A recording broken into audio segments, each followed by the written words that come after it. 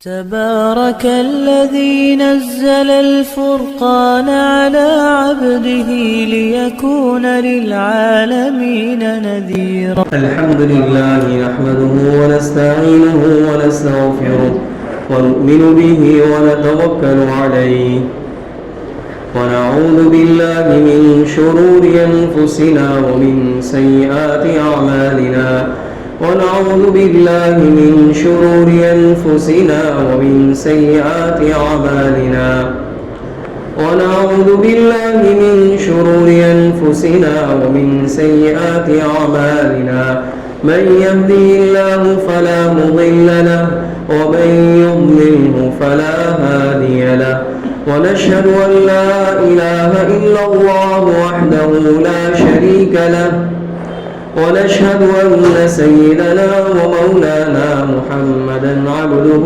ورسوله صلى الله عليه وعلى آله وأصحابه وبارك وسلم تسليما كثيرا كثيرا. أما بعد فأعوذ بالله من الشيطان الرجيم. بسم الله الرحمن الرحيم. إن الذين تولوا منكم يوم التقى الجمعان إنما استزلهم الشيطان ببعض ما كسبوا ولقد عفى الله عنهم إن الله غفور حليم. يا أيها الذين آمنوا لا تكونوا كالذين كفروا وقالوا لإخوانهم إذا ضربوا في الأرض أو كانوا غزا لو كانوا عندنا ما ماتوا وما قتلوا ليجعل الله ذلك حسرة في قلوبهم والله يحيي ويميت والله بما تعملون بصير. صدق الله العظيم. محترم بھائی اور دوستوں، کئی دنوں سے غزوہ احد ہی کا تذکرہ چل رہا ہے اور اس پورے واقعے کو تفصیل سے اسی لیے بیان کیا کہ ایسی حالتیں قیامت تک آنے والی ہیں، ایسی جنگ قیامت تک رہے گی اور اس جنگ کے اندر منافقین کا ایک کردار ہوگا، منافقین بھی شامل ہوں گے جیسے اس جنگ میں تھے.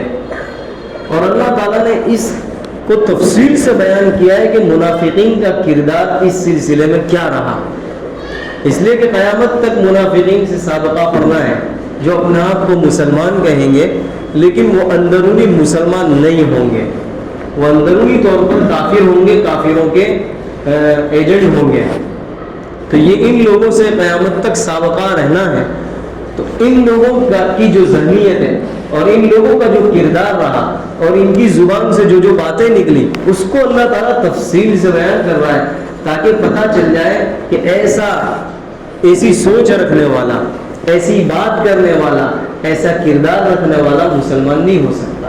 اسی لیے اس سے پہلے بھی بتلایا کہ بہت سے مسلمان اس کی زبان سے بھی ایسی چیزیں نکلتی ہیں جو منافقوں کی زبان سے نکلی، تو اسے بھی چاہیے کہ وہ اپنے ایمان کو بھی ٹھیک کرے، کہیں ایسا نہ ہو کہ وہ منافقوں جیسی حرکتیں کر رہا. یہاں پر بھی دیکھیے اللہ تعالیٰ نے تذکرہ کیا، پھر فرمایا ان الذین تولوا منکم یوم التقى الجمعان، کہ وہ لوگ جو تم میں سے پشت پھیری جن لوگوں نے اس دن جس دن دو جماعتوں مڑبھیڑ ہو گئی، دو جماعتوں میں. وہی غزوہ احد کا تذکرہ کہ اس دن حضرات صحابہ کرام میں بھگدڑ مچی تھی، افراتفری ہوئی تھی اور میدان جنگ سے بھاگ نکلے تھے. انہی صحابہ کرام کا تذکرہ اس آیت میں کیا اور اس کی وجہ بھی بتلائی کہ ایسا کیوں ہوا. تو فرمایا اس دن جو پشت پھیری تھی حضرات صحابہ کرام میں میدان جنگ سے، اس کی وجہ انما استزلهم الشیطان ببعض ما کسبوا، اس کی وجہ یہ بتلائی کہ شیطان نے ان صحابہ کرام کو صلاح دیا، ان صحابہ کرام کو اس کام پر آمادہ کیا. ایک وجہ یہ ہوئی گویا اس نے ورغلایا، وسوسہ ڈالا اور شیطان نے صلاح دیا.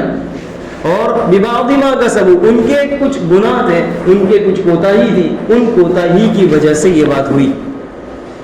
تو گویا کہ شیطان کامیاب ہو گیا. دیکھیے اس آیت کریمہ سے ایک بات یہ معلوم ہوئی کہ ایک گناہ دوسرے گناہ کو کھینچتا ہے. یعنی جب انسان ایک گناہ کرتا ہے تو تو دوسرے گناہ کے لیے راہیں ہموار کر دیتا ہے. گویا ایک گناہ دوسرے گناہ کو اسی طرح کھینچتا ہے جس طرح ایک نیکی دوسری نیکی کو کھینچتی ہے. گویا اللہ تعالیٰ نے اچھے اعمال اور برے اعمال میں تجاذب کا معاملہ رکھا ہے. یعنی انسان جب نیکی کرتا ہے تو اس کے دل میں خیال آتا ہے کہ بس میں نیکی کے سلسلے کو جاری رکھوں, نیک کام کرتے رہوں. تو وہیں جب گناہ کرتا ہے تو گناہ کے اندر بھی دل میں یہ داعیہ اور رغبت ہوتی ہے کہ بس میں گناہ کا سلسلہ جاری رکھوں. دونوں کے اندر یہ باتیں اللہ نے رکھی ہے. اور ظاہر ہے کہ جب گناہ کرتا ہے, ایک انسان گناہ کرتا ہے تو وہ گناہ دوسرے گناہوں کے لیے یہ پہلا گناہ اس کے لیے راستہ ہموار کرتا ہے.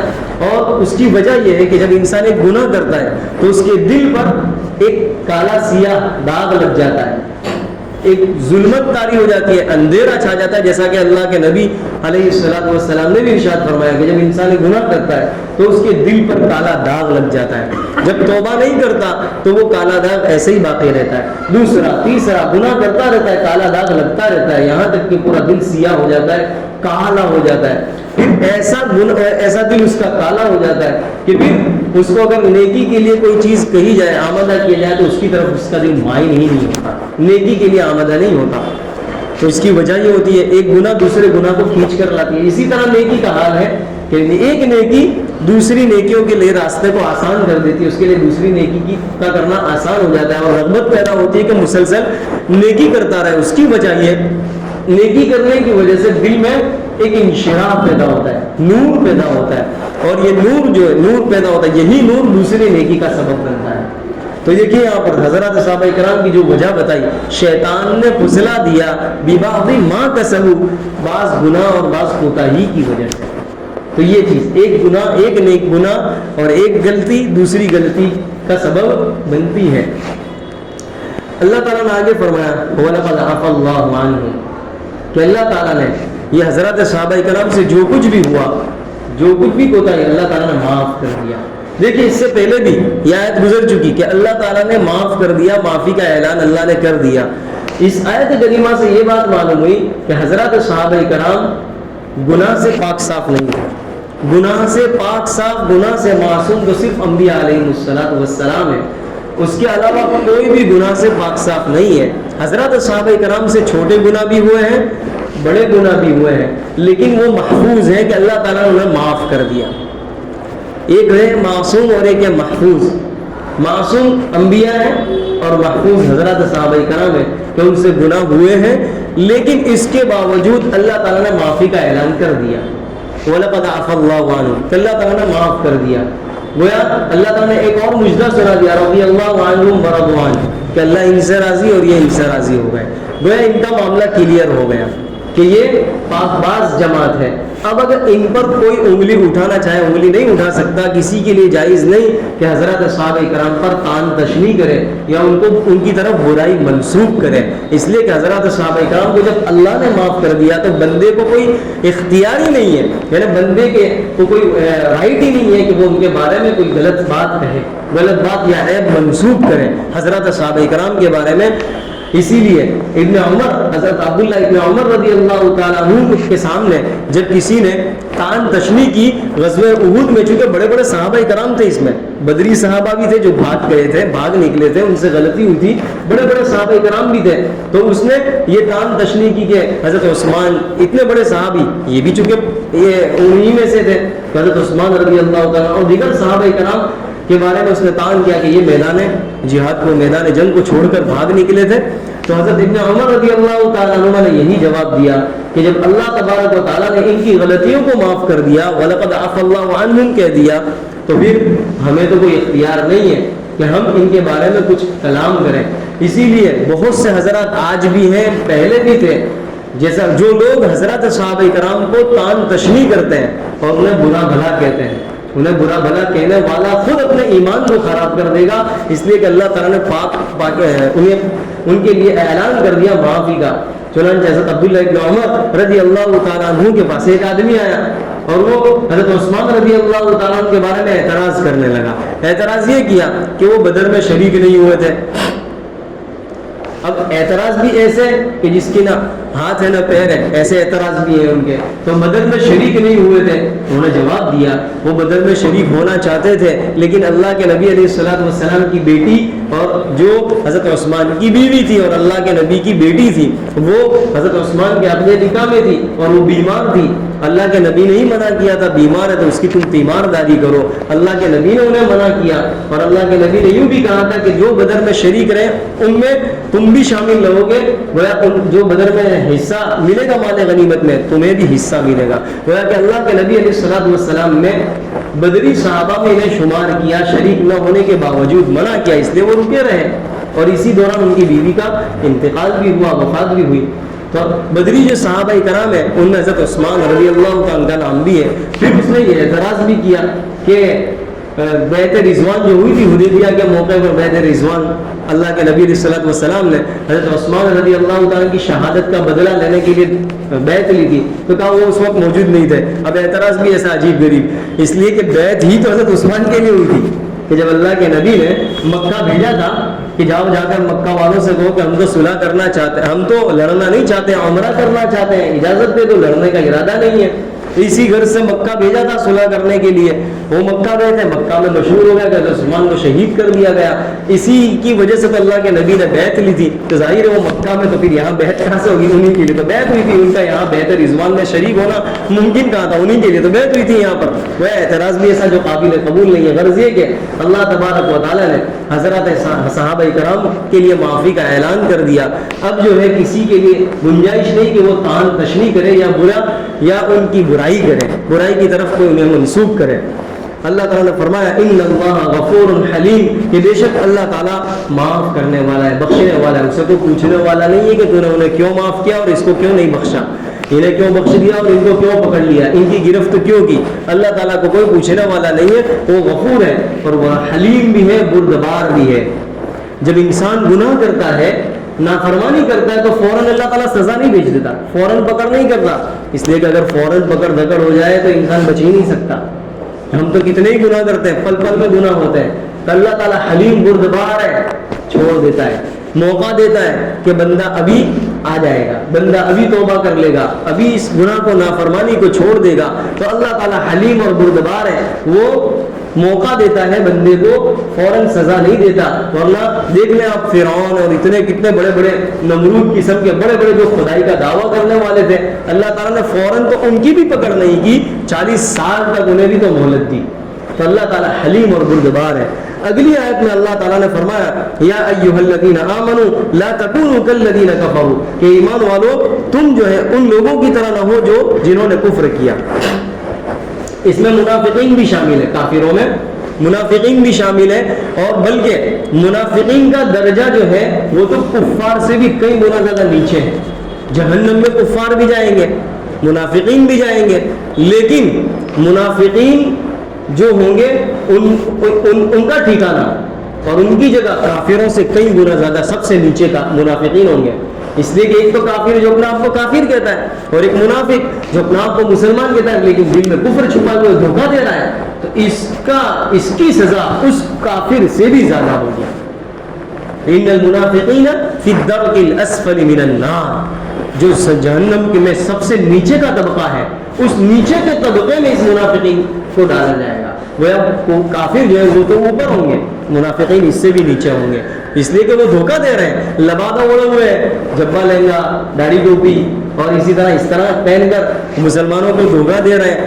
اوپر سے ایمان اور اندر سے شیطان، وہ اس طرح تو ان کا جو ٹھکانہ ہوگا وہ اللہ تعالیٰ نے بالکل نیچے رکھا ہے.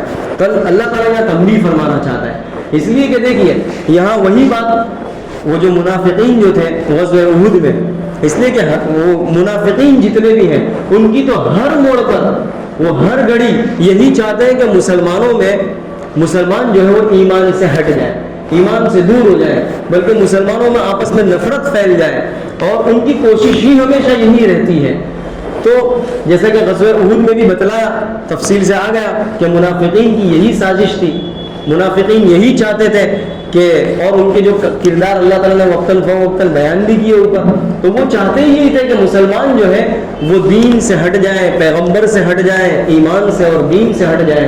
تو اللہ تعالیٰ فرما رہا ہے اے ایمان والو تم ان لوگوں کی طرح نہ ہو جنہوں نے کفر اختیار کیا جو کہ منافقین ہیں، تم ان لوگوں کا راستہ اور ان لوگوں کا طریقہ اختیار نہ کرو۔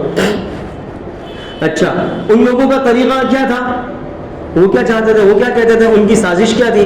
وقالوا لاخوانہم، وہ اپنے بھائیوں سے کہتے تھے، انہوں نے اپنے بھائیوں سے کہا۔ اب دیکھیے یہ منافقین یا بھائیوں سے مراد مسلمان ہے، اب یہ تو منافقین ہے اور یہاں بھائیوں سے مراد مسلمان کا، تو یہاں اخوان کا لفظ اس لیے کہا کہ یہ منافقین تھے اور یہ مسلمان، یہ سب کے سب مدینہ منورہ میں رہنے والے اور سب ایک ہی قوم کے تھے، تو بحیثیت قوم کے سب قوم ایک ہی قوم کے ہیں، اس لیے سب آپس میں ایک دوسرے کے بھائی بھائی ہوئے، اس لیے یہاں پر یہ کہا وقالوا لاخوانہم کے یہ منافقین جو ہے اپنے بھائی یعنی مسلمانوں سے یہ کہہ رہے ہیں۔ اور ایسا بھی تھا کہ خاندان تو ایک ہی تھا، لیکن اس خاندان میں ایک ہی خاندان سے تعلق رکھنے والوں میں بعض کافر تھے، بعض یہودی تھے، بعض منافق تھے اور بعض مسلمان تھے، تو خاندان تو ایک ہی تھا لیکن چونکہ الگ الگ تھے بعض منافق، لیکن ہوئے تو پھر اس کے باوجود بھی تو بھائی بھائی، اس لیے کہ رشتہ داری تھی، تعلقات تھے، برادری ایک تھی، اس وجہ سے اللہ تعالیٰ نے کہا وقالوا لاخوانہم۔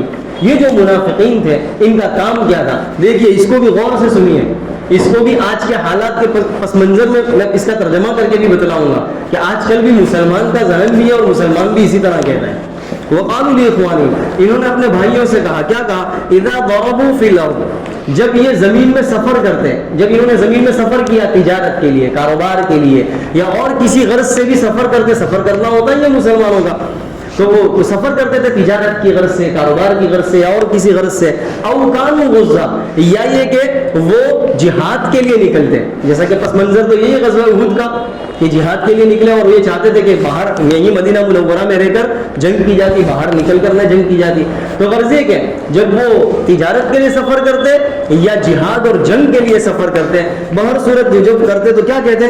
لو کانوا عندنا ما ماتوا وما قتلوا، اگر تم ہمارے پاس، یہ لوگ ہمارے پاس ہوتے تو نہ مرتے نہ مارے جاتے، جس طرح ہمارے پاس ہوتے تو نہ مرتے نہ مارے جاتے۔ گویا ان کا مقصد یہ تھا کہ تمہیں چاہیے تھا کہ تم سفر کر رہے ہو، سفر نہ کرو، تجارت کا سفر نہ کرو، اگر وہاں سفر کرتے اور وہاں موت آ جاتی یا جنگ میں شریک ہوتے اور وہاں قتل کر دیے جاتے، تو ایسا کہتے ہیں کہ دیکھو تم اگر نہ جاتے اور ہمارے پاس رہتے تو تم سیف رہتے، تمہاری جان بھی سیف رہتی، تم نہ مرتے نہ مارے جاتے، گویا تم وہاں گئے ہم کو تو بہت افسوس ہوا۔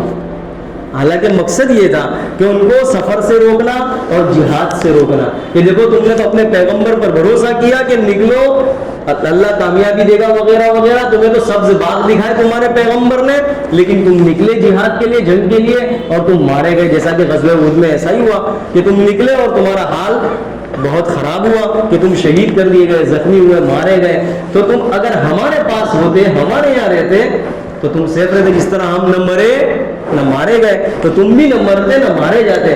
ہمیں بھی بڑا افسوس ہے اس طرح کر کے یہ لوگ کہتے ہیں۔ اب دیکھیے آج کل کے پس منظر میں اس کا ترجمہ یوں کریں کہ آج کل مسلمان بھی تو یوں کہتے ہیں کہ دیکھ بھائی داڑھی واڑی مت رکھیے، جبہ لہنگا مت پہن، اس لیے کہ تجھے فلاں جگہ نوکری کرنے جانا ہے، فلاں جگہ سفر کرنے جانا ہے، اور آج حالات تو اتنے خراب ہیں کہ تیری داڑھی ٹوپی دیکھ کر ہی قتل کر دیں گے، اس لیے تجھ فلاں جگہ جانا ہے، فلاں جگہ جانا ہے، داڑھی کاٹ دے، تو جبہ لہنگا بھی چھوڑ دے، سب چھوڑ دے۔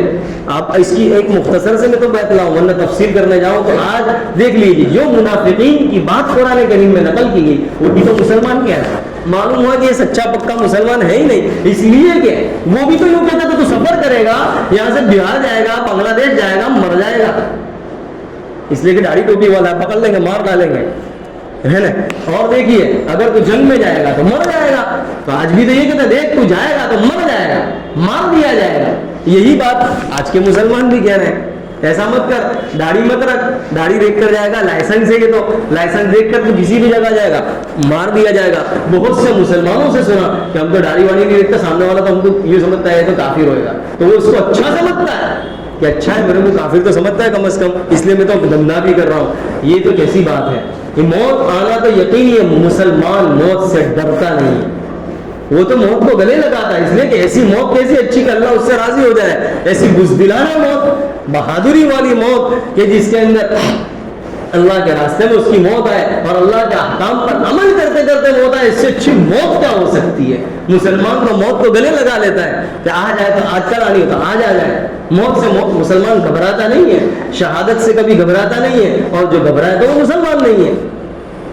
شہادت سے گھبرانے والا مسلمان نہیں ہے، موت سے گھبرانے والا مسلمان نہیں ہے۔ مسلمان اللہ کے نبی علیہ الصلوۃ والسلام کو دعا کرتے تھے کہ اے اللہ میں تو چاہتا ہوں کہ میں شہید ہوں اور پھر دوبارہ زندہ کیا جاؤں، پھر میں تیرے راستے لڑوں، شہید ہوں پھر دوبارہ زندہ کیا جاؤں، اور اسی طرح ہوتا رہا۔ یہ تو اللہ کے نبی کی تمنا، حضرت صحابہ کرام کی تمنا، اور آج کے سچے پکے مسلمانوں کی تمنا، نہ کہ کچے پکے مسلمان۔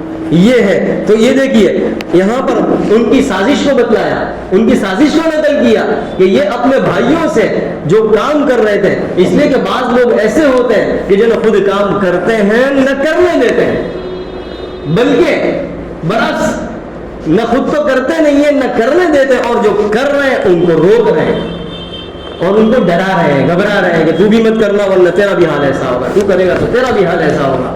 تو یہ منافقین کا حال کہ جو کر رہے ہیں ان کو بھی روک رہے ہیں، اور ان کے سامنے مگرمچھ کے آنسو بہا کر یہ کہہ رہے ہیں کہ ہم کو بھی افسوس ہے، تم ایسا نہ کر لے وہ۔ اور یہ مقصد بٹھلانے کا مقصد یہ کہ مسلمانوں کو بدظن کرنا کہ مسلمان ایسا نہ کریں، سفر تجارت سے بھی رک جائیں، میدان جنگ میں شریک ہونے سے بھی رک جائیں، اور نبی علیہ الصلوۃ والسلام کے بارے میں بھی بدگمانی ہو جائے کہ ہاں ایسا ہی ہوا۔ یہ منافق جو کہہ رہے ہیں کہ بات تو بالکل برابر ہے کہ ہم ان کی بات مانتے تو ہماری نہ موت آتی، نہ مارے جاتے، نہ کاٹے جاتے، ان کی بات تو برابر ہے۔ تو یہ گویا کہ ان کا مقصد یہ تھا مسلمانوں کو بدظن کرنا، تاکہ مسلمانوں کے دل میں یقین بیٹھ جائے کہ یہ منافق جو کہہ رہے ہیں یہ بالکل سچ کہہ رہے ہیں اور یہی صحیح ہے، ہمیں تو ایسا ہی کرنا چاہیے۔ اللہ تعالیٰ اسی لیے منع فرما رہا ہے، یا ایھا الذین آمنوا لا تکونوا کالذین کفروا، ایمان والو تم ان لوگوں کی بات میں نہ آنا، تم ان لوگوں کا طریقہ اختیار نہ کرنا، یہ تو ڈرپوک لوگ ہیں ہی، یہ تو بزدل ہیں ہی، یہ تو اللہ اور اس کے رسول پر ایمان لانے والے نہیں ہیں، تو تم تو اللہ اور اس کے رسول پر ایمان لانے والے ہو، تم ان لوگوں جیسا نہ کرنا، ان لوگوں کی طرح نہ بننا۔ پھر ان کے جملے کو نقل کیا جو آگے ہیں کہ اپنے بھائیوں سے کیا کہتے ہیں جب سفر پر جاتے، تجارت پر جاتے یا میدان جہاد پر اترتے تو کیا کہتے ہیں کہ تم لوگ ہمارے پاس ہوتے تو نہ مرتے نہ مارے جاتے، اور اس کا مقصد کیا ہوتا؟ اس کے مقصد کو بھی اللہ نے بیان کیا، لیجعل اللہ ذلک حسرۃ فی قلوبہم، ایسا کیوں کرتے؟ تاکہ اللہ تعالیٰ ان مسلمانوں کے دلوں میں حسرت ڈال دے۔ اب ظاہر ہے یہ کہتے تھے یہ سب بیان کرتا اور پھر کہتا ہمیں بھی افسوس ہے۔ اب اس کا مقصد یہ ہوتا تھا کہ ان کے دلوں میں بھی حسرت پیدا ہے، ہاں افسوس، ہمیں بہت افسوس ہوا کہ ہمارے یہ سارے ہمارے ساتھ یہ معاملہ ہوا، کاٹے گئے، مارے گئے، زخمی ہوئے، ایسا ہوا ویسا ہوا، حسرت پیدا کرنا۔ تو گویا ان کا مقصد تھا مسلمانوں کے دلوں میں حسرت، افسوس اور مایوسی پیدا ہو جائے، یہ مایوس کن باتیں، گھبراہٹ، خوف، یہ ساری چیزیں پیدا ہو جائے، ان کا مقصد یہ تھا، اس مقصد کو بیان کیا۔ ایک مطلب تو اس آیت کریمہ کا یہ ہے کہ مسلمانوں کے دلوں میں حسرت۔ اس کا دوسرا مطلب یہ ہے کہ اللہ تعالیٰ ان منافقین کے دلوں میں حسرت پیدا کرنے، ان منافقین کے دلوں میں حسرت پیدا کرنے کا مطلب کیا ہوا کہ یہ منافقین سازش کر رہے ہیں، تدبیر کر رہے ہیں کہ دیکھو ایسا مت کرو، ایسا مت کرو، ایسا کرو گے تمہارے ساتھ ایسا ہو جائے گا۔ تو یہ گویا مسلمانوں کو کے ساتھ سازش کر رہے ہیں، لیکن اس کے باوجود ان کی سازش میں مسلمان سچے پکے نہ آ کر، ان کی بات کو نہ مان کر، ان کی بات ٹھکرا کر وہ اپنی منزل طے کرتے رہتے ہیں اور اللہ کے حکم کو پورا کرتے رہتے ہیں، اور اسی طرح اپنے سفر کو بھی نہیں روکتے، میدان سفر اور میدان جہاد کے سفر کو بھی جاری رکھتے ہیں۔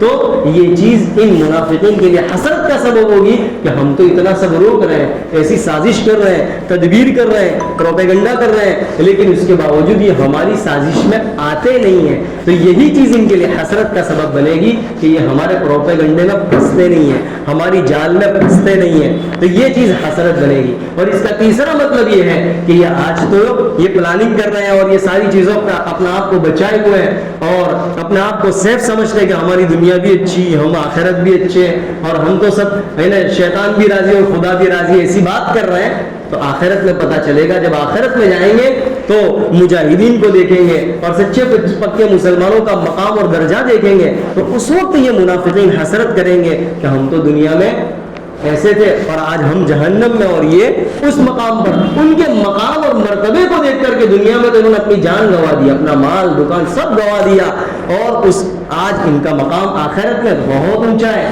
تو ان کے مقام اور مرتبے کو دیکھ کر یہ منافقین حسرت کریں گے. ذالک حسرۃ فی قلوبہم واللہ یحیی و یمیت. اب دیکھیے یہ جو بار بار کہتے ہیں, اس سے پہلے بھی یہ مضمون گزر چکا, مرنے کہ یہی کہتے تھے کہ تم نہ جاتے تو نہ مرتے نہ مارے جاتے. اللہ اس سے پہلے بھی اللہ تعالیٰ نے جواب دیا, یہاں پر بھی جواب دے رہا ہے کہ موت اور حیات واللہ یحیی و یمیت, اللہ تعالیٰ ہی جلاتا ہے, اللہ تعالیٰ ہی مارتا ہے.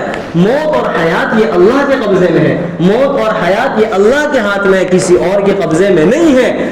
موت کا وقت مقرر ہے, موت کا وقت جو مقرر ہے, جگہ بھی مقرر اللہ نے کر رکھی ہے, اور جب موت آئے گی تو نہ ایک گھڑی آگے جائے گی نہ ایک گھڑی پیچھے جائے گی. اور موت تم چاہے سیف جگہ ہو, قلعے میں ہو, مضبوط جگہ میں بیٹھے ہوئے, موت وہاں بھی آ کر رہے گی, اور تم میدان جہاد میں ہو وہاں بھی آ کر رہے گی. موت بہرحال موت کا فرشتہ تمہیں نہیں چھوڑے گا, موت کا فرشتہ تو طے ہے, وہ آ کر رہے گا اور کوئی اسے دبا نہیں سکتا, کسی کی طاقت اس کے سامنے چل نہیں سکتی. آپ نے بھی دیکھا ہوگا بیٹھا بیٹھا انسان مر جاتا ہے. بہت سے لوگ بیٹھے بیٹھے کیا ہوا, اٹیک آیا, چلا, ایک سیکنڈ ایک منٹ کے اندر وہ چلا گیا, لقمہ اجل بن گیا. موت کا وقت مقرر ہے. ایسا نہیں ہے کہ تم میدان میں جاؤ گے تو مارے جاؤ گے, اور نہیں جاؤ گے گھر میں بیٹھو گے تو نہیں مارے جاؤ گے, ایسا نہیں ہے. اللہ تعالیٰ نے یہاں بھی جواب دیا واللہ یحیی و یمیت, جلاتا بھی وہی ہے اور مارتا بھی وہی ہے, زندہ بھی وہی رکھتا ہے اور موت بھی وہی دیتا ہے. یہ دونوں چیزیں اس کے قبضے قدرت میں ہیں. اسی لیے اس سے پہلے حضرت خالد بن ولید رضی اللہ تعالیٰ عنہ کا بھی واقعہ سنایا. آپ اندازہ لگائیے یہ کیسے لوگ تھے. جنگ یرموک کا میں آپ کو ایک مختصر سا واقعہ بتلاؤں. جنگ یرموک کا 3-3 لاکھ کی فوج ہوتی تھی, اور مسلمان جو ہے وہ تعداد میں اتنے قلیل ہوتے تھے, اتنے کم ہوتے تھے. مسلمان کی تعداد 1000 کی اور ان کی تعداد لاکھوں کی ہوتی تھی. ایسی جنگوں میں مسلمان کامیاب ہوئے ہیں. جنگ یرموک میں, جنگ ملک شام, اور اتنی بڑی بڑی جنگ یرموک میں آپ اندازہ لگائیں مختصر سی جماعت ہوتی تھی. ایک مرتبہ حضرت خالد بن ولید رضی اللہ عنہ, میں مختصر بتلاؤں بالکل, انہوں نے حضرت ابو عبیدہ رضی اللہ تعالیٰ عنہ سے کہا, یہ گورنر بنا دیے گئے تھے. حضرت خالد بن ولید رضی اللہ تعالیٰ کو معزول کر دیا تھا, اور ان کی جگہ پر حضرت ابو عبیدہ رضی اللہ تعالیٰ عنہ کو گورنر بنایا, گورنر ان کا کمانڈر بنایا. تو حضرت خالد بن ولید رضی اللہ تعالیٰ عنہ کہنے لگے کہ آج میں جاؤں گا 30 آدمیوں کو لے کر. سامنے لشکر کتنے کا ہے, 60,000 کا لشکر ہے. 60,000, تاریخ میں ایسی جنگ نہ لڑی گئی نہ لڑی جائے گی. 60,000 کا لشکر کسے کہتے ہیں, گاجر مولی کی طرح 30 تو کٹ جائے, 30, صرف 30. تو ابو سفیان رضی اللہ تعالیٰ عنہ تھے, وہ کہنے لگے کیا خالد, ارے 60 تو لے جاؤ, 30 تو وہ ادھر 60,000 ہے, کم از کم ایک کے مقابلے میں 1,000 ہو جائے, 30 تو نا انصافی ہوگی. تو ابو عبیدہ رضی اللہ عنہ نے کہا کہ ٹھیک ہے 30 نہ لے جاؤ, 60 لے جاؤ. اب دیکھیے اندازہ لگائیے 60 افراد ہے, یہ تو موت کے منہ میں اپنا آپ کو نہ ڈالنا تو اور کیا تھا, اور ادھر 60,000 کا لشکر ہے. اور کیا ہوا, خالد بن ولید رضی اللہ تعالیٰ ٹارگیٹ تھے, وہ جانتے تھے کہ یہی ہے اصل, اس کو ختم کر دو تو سب ختم ہو جائیں گے. اور لیکن تھے, ان کی حفاظت بھی کی فضل ابن عباس, اور بڑے بڑے صحابہ کرام بھی تھے, عبداللہ ابن ابی بکر, اور بڑے بڑے صحابہ کرام بھی تھے. انہوں نے حفاظت بھی کی, بہت سے حملے کیے. 60 افراد تھے, انہوں نے 2 سے 2 مرتبہ حملہ کیا. پہلی مرتبہ حملہ کیا, جو 60 کی صفیں تھی نہیں توڑ سکے. اس سے پہلے کہ میں ابھی یہ داستان سناؤں گا تو بھی بہت لمبی ہو جائے گی کہ اس میں کیا ہوا. وہ لوگ تو چاہتے نہیں تھے کہ 60 افراد لڑیں, اس لیے کہ وہ اپنی شان کے خلاف سمجھتے تھے کہ یہ تم 60 اور ہم 60,000, ہماری فجیتی ہو جائے گی. ارے تم جاؤ یہاں سے, تم زیادہ لشکر لے کر آؤ. خالد رضی اللہ عنہ کا آ جا, مقابلہ کر کے دیکھ لے, پتہ چل جائے گا. خیر جب اسے اکسایا اور غصہ دلایا تو تیار ہوئے, ورنہ تک تیار بھی نہیں ہو رہے تھے, اس لیے کہ 60 افراد ہو تم لوگ ایسے ہی کچل جاؤ گے. لیکن خیر 2 مرتبہ حملہ کیا, 60 کی 60 صفیں ایسی کہ ایسی, ہرا نہیں سکے. کیا مسلمان ہوں گے آپ اندازہ لگائیے.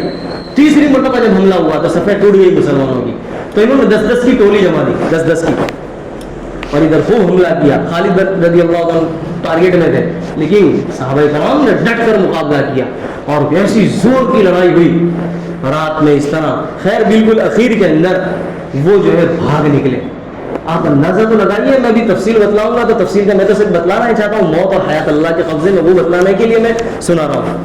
کہ دیکھیے جب میدان میں دیکھا گیا وہ بھاگے، جب وہ بھاگے تو مسلمان جو یہاں گرے گئے کہ کتنے ہیں، تو دیکھا تو مسلمان جو ہے 20 کے 25 کے قریب تھے. تو باقی مسلمان کہاں ہیں؟ دیکھو یہ جو سوئے ہوئے ہیں ان میں تلاش کرو، تو سوئے ہوئے ان میں تلاش کیا تو کچھ مسلمان جو ہے شہید تھے، باقی کہاں ہیں؟ تو کہا کون جائے گا لینے کے لیے؟ تو حضرت خالد رضی اللہ عنہ کا میں جاتا ہوں لینے کے لیے. ہو سکتا ہے کہ ان کے پیچھا کرنے کے لیے، یہ مسلمان تو دیکھو ان کا پیچھا کرنے کے لیے جا رہے ہیں، اتنے ٹکڑی اور وہ ان کا پیچھا کرنے. تو خیر یہ گئے اور جا کر وہ جو مسلمان تھے واپس، تو کیا ہوا تم نے سنا نہیں تھا؟ آواز نہیں سنی کہ تم یہاں ٹھہرے رہو وہاں نہ جاؤ؟ ہم نے تو نہیں سنا، ہم تو ان کا پیچھا کرنے کے لیے اور مار کر آئے. تو خیر جب گنے گئے مسلمان، کتنے مسلمان تھے جو بچے؟ 50 60 میں سے 50 زندہ اور صرف 10 شہید ہوئے تھے. اور ان کے کتنے قتل کیے گئے؟ 5000. آپ اندازہ تو لگائیے، ایسی جنگ نہ کبھی لڑی گئی نہ کبھی لڑی جائے گی. ایسا مقابلہ ان ہزارات صحابہ کرام نے کیا ہے. کس کو کہا جاتا ہے 60 لشکر؟ معلوم یہ ہوا موت و حیات اللہ کے قبضے میں ہے. آنی ہوتی تو 60 کے 60 یہی مر گئے ہوتے، یہی شہید ہو گئے ہوتے. وہ 5000 کو انہوں نے تہے تیگ کر دیا. یہ ان کا ایمان تھا اللہ پر کہ موت آنی ہے تو بستر پر آئے گی اور نہیں آنی ہے تو میدان میں بھی نہیں ہے. یہ ان کا ایمان تھا. اسی کو تو اللہ تعالیٰ بار کے بار کہہ رہا ہے کہ منافقین کی بات پر بھروسہ نہ کرنا، ان کی بات میں نہ آنا. واللہ یحیی و یمیت، اللہ تعالیٰ کی زندگی موت و حیات اللہ تعالیٰ ہی کے ہاتھ میں ہے. واللہ بما تعملون بصیر، اور اللہ تعالیٰ تمہارے تمام اعمال سے باخبر ہے، تمہاری تمام چیزوں کو دیکھے ہوئے اللہ تعالیٰ ساری چیزوں سے باخبر ہے. اللہ تعالیٰ تمہارے دلوں کی خیال کو بھی اور دلوں کی فکروں کو بھی جانتا ہے. تمہیں چاہیے کہ اللہ تعالیٰ کے پر بھروسہ کرو اور اللہ تعالیٰ کے رسول ہی کی بات کو مانو اور کفار کی بات کو نہ مانو اور ان کے طریقے پر نہ چلو. اگلی آیت میں اسی کو تفصیل سے سمجھایا، انشاءاللہ اسی کا آئندہ بتلایا جائے گا. اللہ تعالیٰ مجھے اور آپ کو کی توفیق عطا فرمائے. سبحانك اللهم وبحمدك وتبارك اسمك وتعالى جدك ولا اله غيرك. اللهم صل على محمد وعلى ال محمد كما صليت على ابراهيم وعلى ال ابراهيم انك حميد مجيد. اے اللہ ہمارے گناہوں کو معاف فرما، خطاؤں سے درگزر فرما. اے اللہ بالیقین بہت گنہگار ہیں. اے اللہ گناہ کر کر کے ہم نے اپنے آپ کو گناہوں کا عادی کر دیا ہے. اے اللہ گناہ ہم سے چھوڑنے بھی نہیں چھوٹتے. اے اللہ ہم چاہتے ہیں کہ ہم سے گناہ چھوٹ جائے، پھر بھی اے اللہ دنیاوی مفادات کے پیش نظر، دنیاوی فائدہ کو دیکھتے ہوئے، اپنی خواہشات پر عمل کرتے ہوئے ہم تجھے تیری نافرمانی کر بیٹھتے ہیں. اے اللہ معاف فرما دے، اے اللہ معاف فرما دے.